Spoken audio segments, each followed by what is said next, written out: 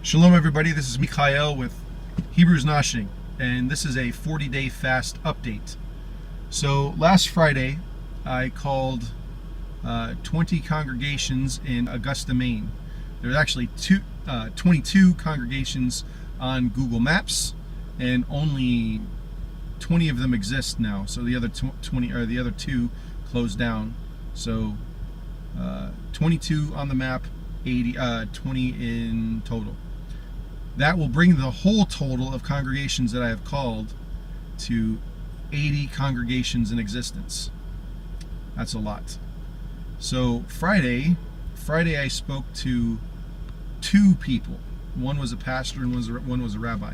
So I would say the first thing that I learned in calling was, don't call on a Monday and don't call on a Friday, because those congregations, and not just in Maine but just everywhere, congregations are typically closed on Monday and Friday, which I was making some jokes with some people, and it seems that the common person, if they needed salvation, you can't get it on Monday and you can't get it on Friday. Ain't nobody there at the church to be able to help you.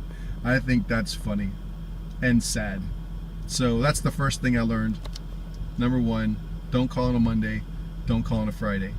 Second thing I learned is, if you need salvation bad enough, don't go on a Monday and don't go on a Friday. The third thing I learned is that it's very hard to talk to people, and it's always awkward. It's always awkward. Hi, I just want to let you know that I exist. Like, how do you start a conversation asking if you want to go on a 40-day fast? I mean, if you really think about it, there's not very many ways to open the conversation. So, so of the two people that I spoke with a rabbi and a pastor.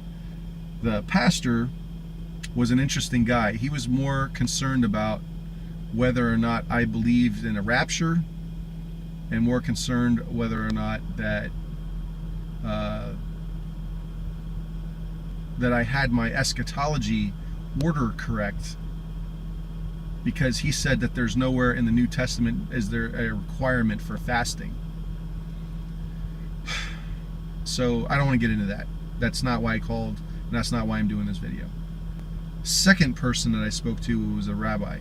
This guy was pretty awesome, and we actually talked on the phone for about 2.5 hours, and we got to share a lot about how we feel about the church and how we feel about the Hebrew community, the Jewish community, and all around I just had such a wonderful time, and it was such a blessing to be able to talk to him. And I'm letting you know really the fourth reason why I'm making this video is the underlying real reason is that Maine seems to need prayer. The state of Maine, Augusta, Maine, needs prayer. Of all the churches and congregations that are over there, I left a message with every single one. And today was Monday, and on the East Coast everybody's closed, so I didn't receive any return phone calls. But you gotta go back to the Friday and Monday rule, so they might be off today. So I'm hopefully gonna get my pipeline filled up tomorrow with my phone calls. Okay, but also the prayer in Maine was for the Jewish and Hebrew community.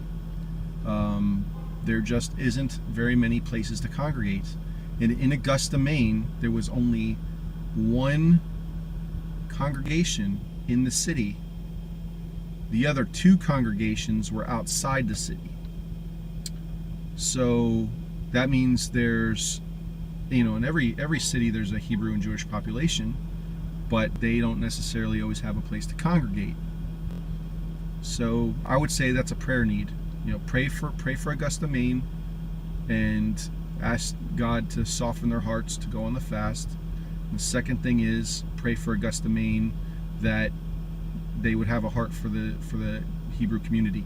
Now, one of the congregations, they said that they had a program called Bridging the Gap. So on the message that I left, I don't know if it meant bridging the gap between Jew and Gentile, or bridging the gap between, my grandparents' generation and then maybe my kids' generation. that kind of gap, generational gap. So I don't really know. But that's the update. Pray for Maine. Pray for Augusta, Maine. And even that rabbi who I spoke to for an hour and a half, he didn't even live in Augusta, Maine. He lived outside. I didn't ask him how far away it was, but I knew that it wasn't anywhere close. I think he said it may have been Portland, Maine. I want to remember correctly. I can go back and look. But yeah, kind of disappointing. I haven't gotten anybody on the list yet. So got to keep going. Don't get disappointed. Rejection is normal. Shalom, shalom.